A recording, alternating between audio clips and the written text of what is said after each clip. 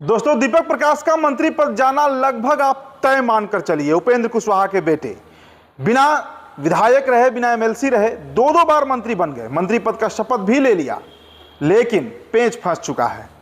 दोस्तों, आपने खबर सुना होगा, आपको जानकारी होगी, एक प्रपोजल, एक ऑफर जो है वो दिया गया था उपेंद्र कुशवाहा को भारतीय जनता पार्टी की तरफ से, अमित शाह की तरफ से, कि जो राष्ट्रीय लोक मोर्चा है उसका विलय करवा लीजिए बीजेपी में और सेफ साइड में आराम से आप राजनीति करते रहिए।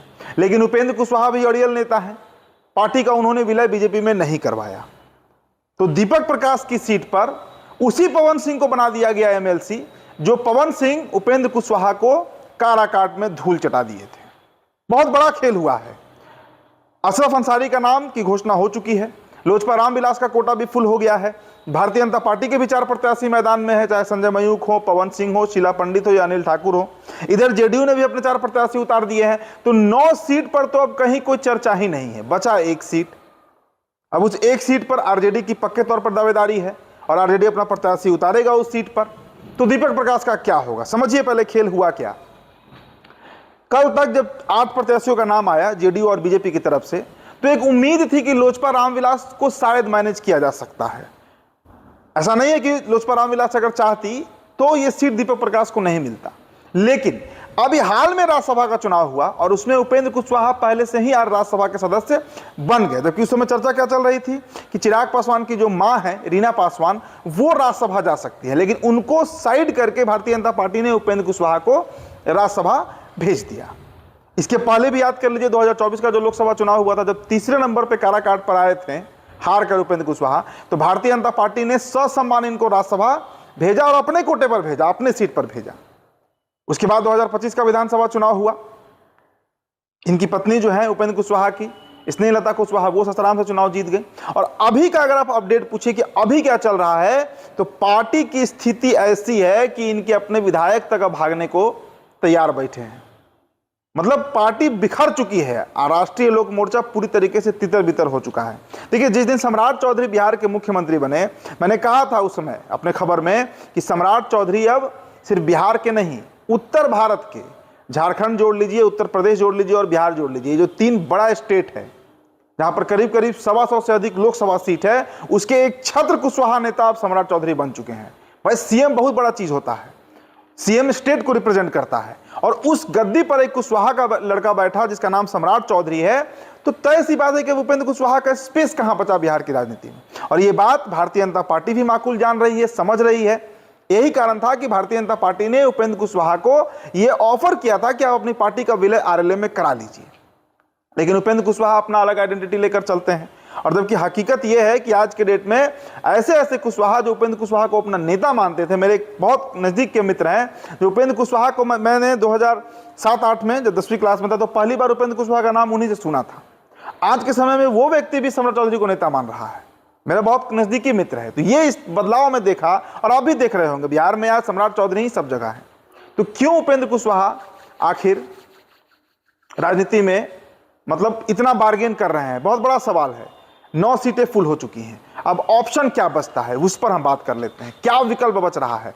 आज उपेंद्र कुशवाहा का बयान आया कि परसों नामांकन होना है, 8 तारीख को इंतजार कीजिए, अभी 48 घंटे बचे हैं। इसी चुनाव के लिए जदयू और बीजेपी की तरफ से लिस्ट जारी किया गया है, जिसमें निशांत कुमार का भी नाम है और पवन सिंह भी आ रहे हैं। चिराग की पार्टी ने भी ऐलान कर दिया, कहा जा रहा है कि ठीक है, अन्य प्रक्रिया है, हो ही रहा है सर। लेकिन दीपक प्रकाश जी के एमएलसी उम्मीदवार के लिए सवाल तो अभी क्यों परेशानी और हड़बड़ी में आप इंतजार कीजिए, परसों नॉमिनेशन नामांकन तो परसों है ना, अंतिम दिन। हालांकि अभी से अगर जोड़े तो अब 36 घंटा ही बचा है, कल शाम 24 घंटे और फिर परसों सुबह तक 36 घंटे का समय ही बचा है।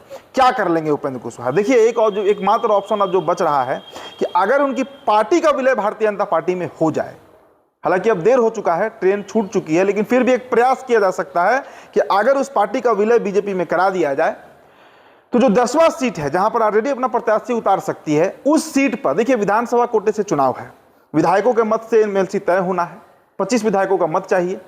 आरजेडी में अगर विधायक टूट जाएं, जिसकी चर्चा भी है, चूंकि तेज प्रताप यादव तैयार नहीं है आरजेडी कोटे से जाने को, एमएलसी बनने को, वे अपने दल से बनना चाह रहे हैं कि आरजेडी के विधायक उनको मत दें, उनको सपोर्ट करें।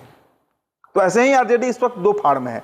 ऊपर से आवास वाला कार्यक्रम आप देख ही रहे हैं, राबड़ी देवी के आवास के बाहर आज क्या दृश्य था पूरे बिहार में, पटना में, माफ कीजिएगा, सिक्योरिटी हटा दिया गया है। तो वहां एक अलग ड्रामा चल रहा है।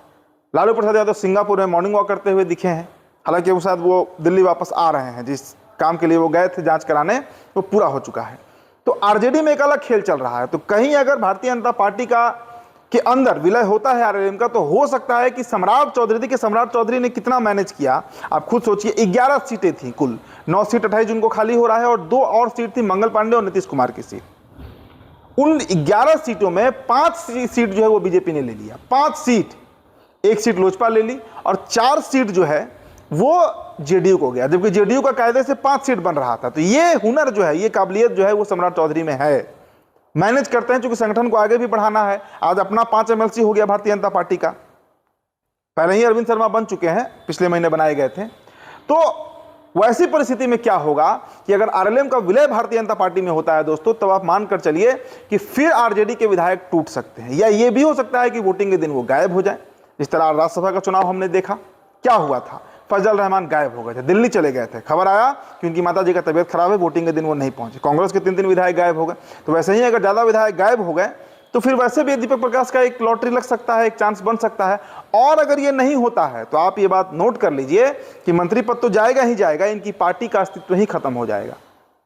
कल देखिए, कल चयन होना है। अभी मीडिया ग्रुप में एक नोटिफिकेशन आया है हमारे पास कि कल प्रशांत पंकज और आलोक कुमार सिंह के बीच वोटिंग होगा। पार्टी के पदाधिकारी वोट करेंगे कि किसको प्रदेश अध्यक्ष बनाना है। मतलब इतनी खराब स्थिति है। जब राज्यसभा के वो शपथ के लिए उपेंद्र कुशवाहा दिल्ली गए हुए थे, तो हमने खबर आपको बताया था कि वहां पर 2 नेताओं के बीच भयंकर भिड़ंत हुआ है। मतलब बस मारपीट नहीं हुआ था। यही आलोक सिंह और प्रशांत पंकज थे। प्रशांत पंकज ने फिर इस्तीफा भी कर दिया अपने पद से, और अब प्रदेश अध्यक्ष के लिए उस पार्टी में लड़ाई चल रहा है। वोटिंग होगा तो तय होगा कि प्रदेश अध्यक्ष कौन होगा। उपेंद्र कुशवाहा का कोई नहीं सुन रहा है, ना उनका चल रहा है पार्टी में। तो पार्टी की स्थिति दयनीय है, बहुत दयनीय है। तो इस बात को नोट कर लीजिए। अब अगले 36 घंटे में क्या खेल होता है बिहार में, क्योंकि बिहार है तो कुछ भी हो सकता है। 0.01% भी अगर उम्मीद है तो शायद वो खेल हो सकता है। तो इंतजार कीजिए, जो अपडेट होगा वो आपको हम देंगे। फिलहाल दोस्तों इस खबर में इतना ही। मेरा नाम उदित तारण है, द बिहार टॉपर वीडियो आप देख रहे थे। बहुत बहुत शुक्रिया।